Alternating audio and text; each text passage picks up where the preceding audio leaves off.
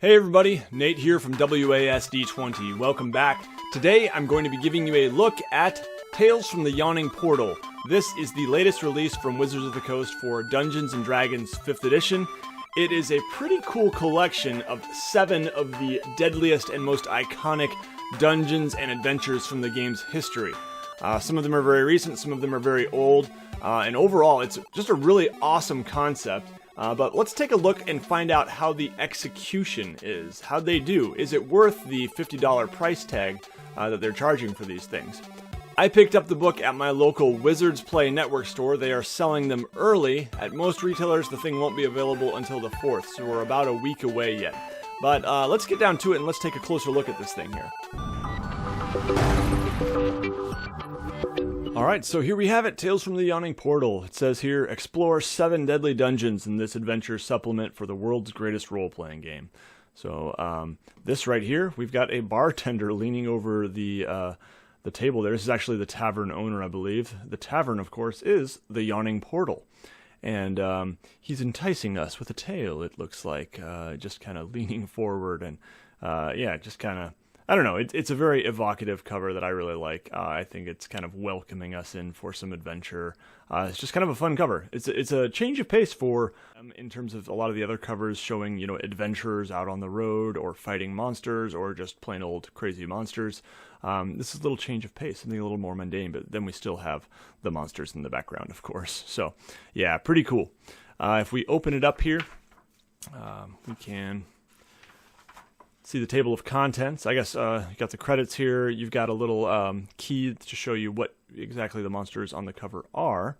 And then you've got a disclaimer, but the disclaimer is much less entertaining than most of their other ones. It says, do we really need a disclaimer to tell you that it's not our fault that your character died because you decided to climb down into a monster and trap-filled hole in the ground? So, yeah. Always humorous disclaimers. This one, a little less so. But, yeah, the table of contents here shows each 7 chapters, each one for a different adventure module or dungeon, and depending on how you look at it. And then we've got magic items, just a couple pages of magic items, and creatures, and then you've got an index of maps, which are encountered throughout the book. They're scattered throughout, and of course the introduction too. So let's take a look at the introduction here. Here it just tells you a little welcome message, and yeah, just a very brief intro to the book. Then it talks about using this book. So it contains these 7 adventures that span the history of D&D. There's one that was as recent as 2014 for Dead and Thay, and then we go all the way back to the early 70s when Gary Gygax first crafted the Tomb of Horrors for his home campaign and published a few years later. So yeah, it really spans the history.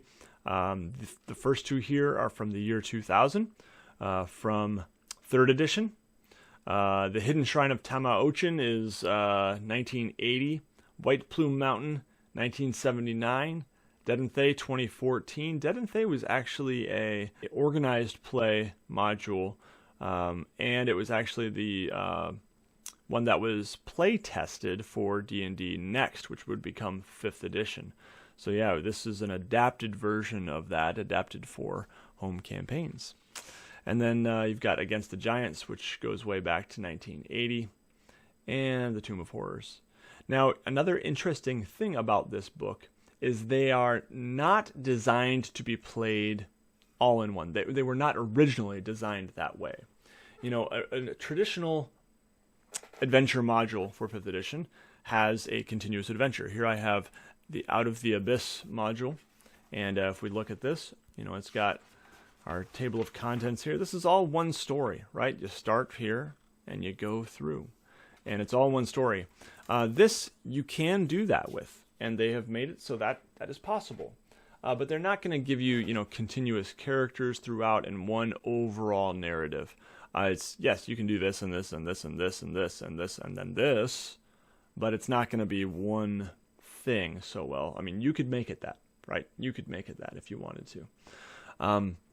So yeah, it's a bit different in that way. And personally, I kind of like this organization of having them separate and just kind of modular, I guess you would say, right? Where I can take this and I can just run this as a little mini campaign and this as a one shot and do that sort of thing. I really like that because I just at the stage I'm at in life right now, I have trouble committing to, something that's going to be 20, 30, 40 sessions. I don't know how long those adventure modules take, but a lot, right? I just can't see myself getting to the point anytime in the near future where I have a group that can handle that on a regular basis. Playing, this month and next month and then taking off a month and then, it's hard to keep something going like that. So this is something that I'm much more attracted to and I think I'll find much more useful ultimately than some of the other adventure modules for 5th edition. And it's awesome that it's a greatest hits sort of thing. It has some of the best from D&D's history, and I'm a big history guy, and I want to learn some of the classics as a newcomer here, just coming in with 5th edition, really. I really appreciate that. So there is a sort of a framing device. There's a sort of a hub, and that is the Yawning Portal. That is this tavern that I talked about. The tavern is in Waterdeep, and the tavern owner, Durnan, was one of 2 adventurers who survived this dungeon called Under Mountain, which was in the ruins of this tower that's kind of this big well in the ground now. It goes straight down. And having survived, he decided that he was going to build a tavern and inn on top of it that caters to adventurers. And it's just got in the middle of the tavern this big well, basically, that is the entrance to this very deadly dungeon. So it's kind of an interesting premise. Durnan himself obviously revels in this environment of adventure and kind of telling stories and listening to stories and orchestrating parties to get together and go off and chase treasure and stuff. And so that's kind of the framing device for possibly sending characters out now into various locations, and the Yawning Portal can be a place where they hear about these things.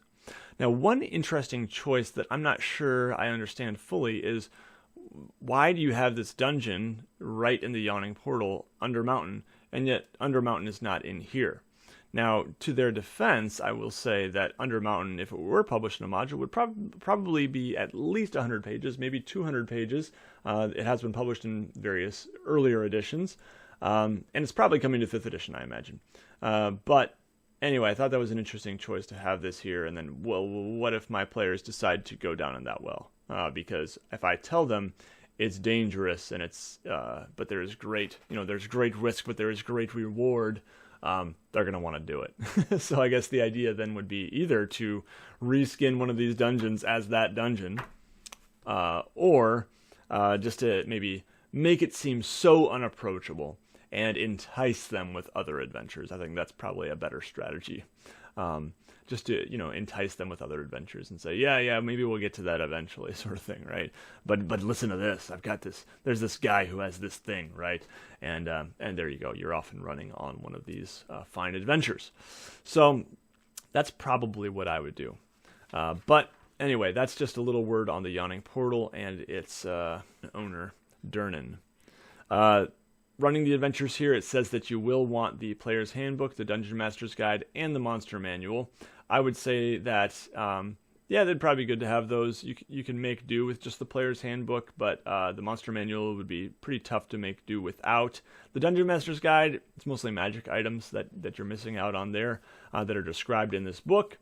But you would be missing out on the full description if you don't have the Dungeon Master's Guide. So, still pretty optional. I would say don't let that hold you back, and don't feel like, oh, now I have to buy the Dungeon Master's Guide if you bought this book. I think you'll be just fine without it.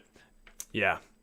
If we keep going here, we can look at some of the features of the Yawning Portal. Taproom Curios, Mysterious Stranger offers a quest to some of these things. The Mysterious Stranger's secret is, and then you have Denizens of the Yawning Portal. You can roll for these or pick them, and then some information about Durnan here, his personality traits, ideals, bonds, flaws. And then we jump right in. So it's a pretty short introduction overall. And honestly, I think they could have done it a little longer. I would prefer probably double the size of the introduction and description of the Yawning Portal, just to give us more setup. But anyway, then we jump right into the Sunless Citadel, which was originally released in 2000 as a part of 3rd edition. Okay, so pretty cool. Just to give you a feel for what each of these includes, we won't go through every page of this book, but you have a brief intro, kind of the story here. And this one involves this great tree that is shepherded by a twisted druid that is now on top of this castle, this citadel that has sunken into the ground. And this great tree has grown on top of it. So they'll be going down into the dungeon and eventually emerging in this grove where this tree is growing that produces a magical fruit. And I won't give too much more away right now, but it's a pretty cool story. I really like it from what I've read so far. Then you've got the adventure synopsis.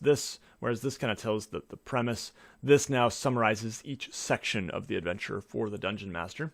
And then you've got some tips on running the adventure. This one gives a tip on mapping and how you might want to have players actually draw a map, assign one player to be the mapper. I think that's kind of a cool idea. Note on time of year, some adventure hooks. This is really cool because now you have some ways that you can draw players into this adventure. A few different options.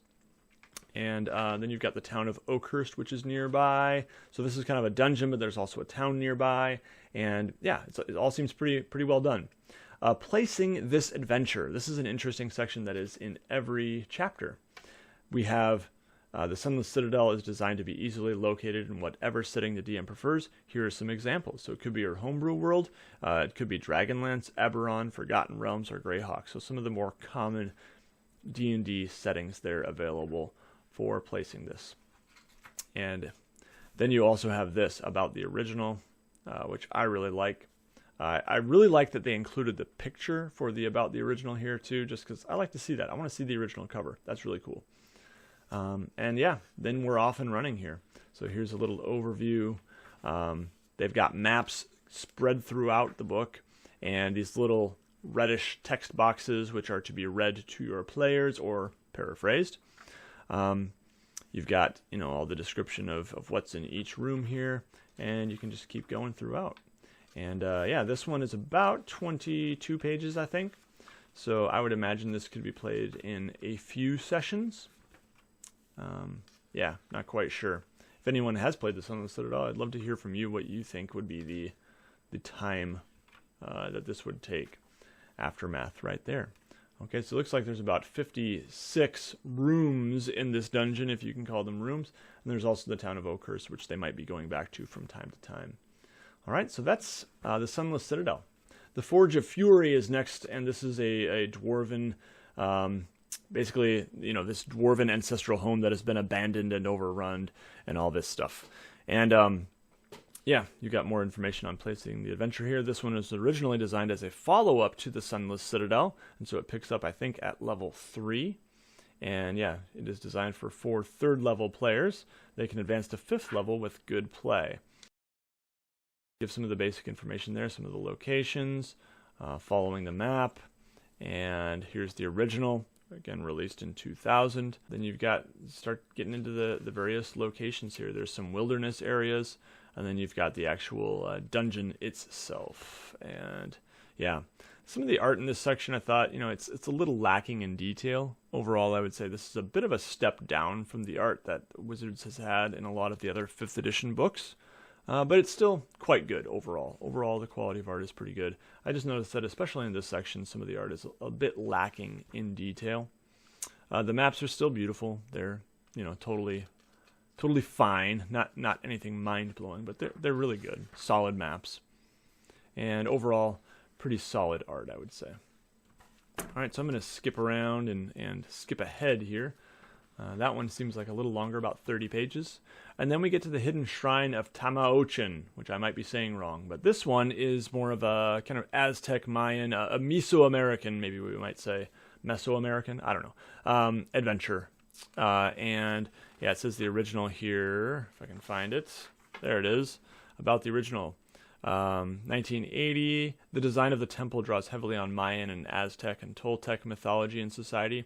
In the original publication, dungeon masters were encouraged to research these real-world background elements to add depth and realism to the character's experience. So kind of an interesting, I don't know, just a little bit different flavor culturally from a lot of the traditional, more medieval fantasy stuff, which I can really appreciate, and I like that.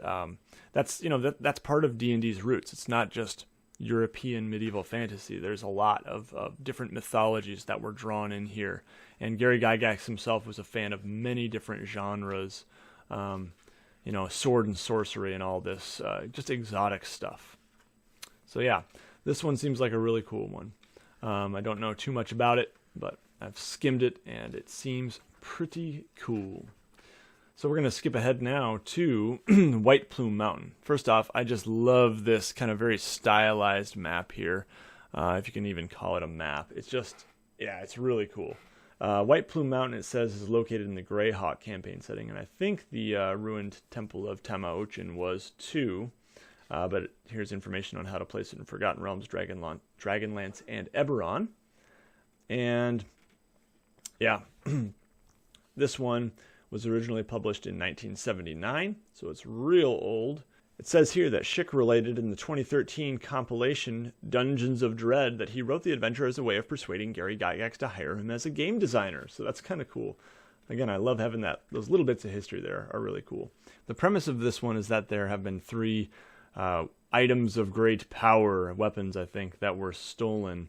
And there's this note left that seems to indicate that this wizard, who is almost fallen out of remembrance, who had retreated to White Plume Mountain, it is with his signature. And so, yeah, they have to go into the mountain. And yeah, this one is designed for, I think, player characters of 8th level. And inside the mountain they go. So pretty cool maps. Yeah, I'm going to skip through a lot of this here. And but it does seem like a pretty cool dungeon. This one is pretty short, so this one could be run pretty quickly. It's page 95 to 107, so just about 12 pages. All right, then we've got Dead and Thay. This one is designed to be started at 11th level, and the synopsis of this one kind of talks about these archmages, and basically there's a bunch of red wizards and liches, and it's pretty crazy and dangerous. Look at this thing. And you know what's really cool? They even have a player's version of it. This is the DM's version. And then you've got the player's version of it. So that was pretty cool, I thought. And a little note about this. Again, it was originally written in 2014. And it was part of the D&D Next play test, which would become 5th edition. Pretty cool. So this is like, just a big old dungeon, basically. Just a huge dungeon. Something like, and I'm just skipping pages here. I'm skipping like 4 or 5 pages at a time as we go, and here I'm up to room 97 of this dungeon, room 100, room 106, 107, the end game, the aftermath. It's a big old dungeon. Okay, so yeah, pretty cool. And if you're into a big old mega dungeon, that's your ticket. All right, then we've got Against the Giants. This is again one of the original adventure modules. This was like 1980, so it's a pretty old one. Some information on running the game. But as you can imagine in this one, you're going to be fighting a lot of giants, okay? Giants of every variety. And so where can this be placed? Anywhere where giants might live. And that can be any of these settings. So yeah, this seems like a pretty cool one. But yeah, lots and lots of maps of different giant layers, fire giants, ice giants, or frost giants rather, stone giants. And yeah. On and on it goes. Giants on giants on giants. All right, and then we get to the last one here. Tomb of Horrors. So this one is just so iconic and classic. I first heard about it when I read Ready Player One, before I had even played D&D or knew what Dungeons & Dragons really was. And that's where I first heard about it. So yeah, this is the demi-lich Acererak, I think is how you would say his name. So of course the demi-lich himself is extremely powerful, but more importantly, he has created this absolutely insane tomb, and this is the Tomb of Horrors, and this is to protect his final resting place. It is chock full of traps, poison gases, magical protections, yeah, just all kinds of things to mess with your players. And it says here that yes, this is a high-level character adventure. Only high-level characters stand a chance of surviving. But in addition to that, it says that in the running the adventure section here, this is a thinking person's adventure. And if your group is a hack and slay gathering, they will be unhappy.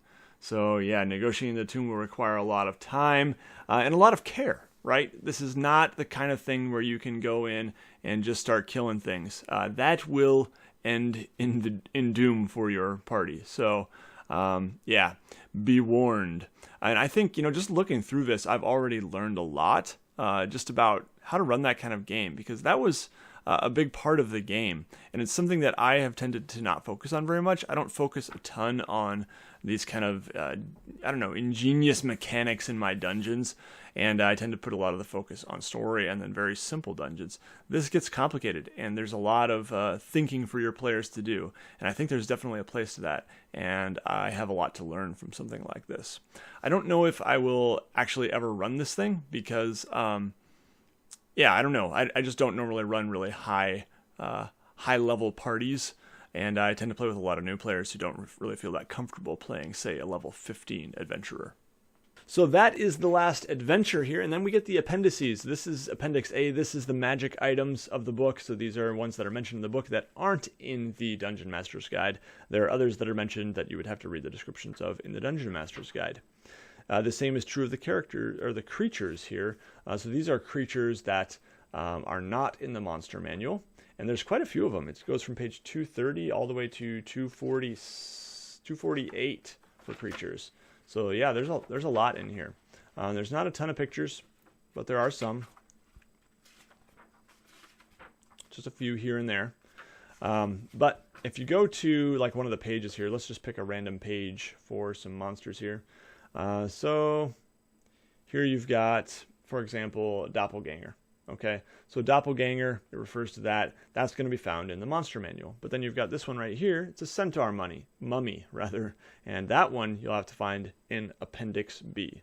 So yeah, as you go throughout here, you'll be seeing, some. If it doesn't mention where it's found, an Otyugh, that's just going to be found in the monster manual. But if it says see Appendix B, then okay, that's one that's only in this book. All right, so that's a brief look at the book, a not-so-brief look at Tales from the Yawning Portal. All right, guys, so my final analysis of the book here, you can probably tell, I think it's really good. I think it's really, really good. I really like it. I know that the $50 price tag is pretty steep, and that's nothing that's like, yes, this is definitely worth it. I mean, you got to weigh that yourself, right? I've given you a pretty detailed look at what the book is. It's about 250 pages that you're paying $50 for. I know that's pretty steep. You can get it for cheaper on Amazon, but, it is still maybe $30. Still a pretty big investment. So if this looks like something you would use, check it out. Call up your local game shop or go on Amazon and pre-order it. If you are going to order it on Amazon, check out my affiliate link down below. It's the same great Amazon price, but just a little proceed of that sale does go to help support the channel. So always check those out. They help. And yeah, if you have the book, I'd love to hear from you. What do you think of it so far? If you have any other questions about it, put those down in the comments below as well. And everybody take care. You'll see me again very soon.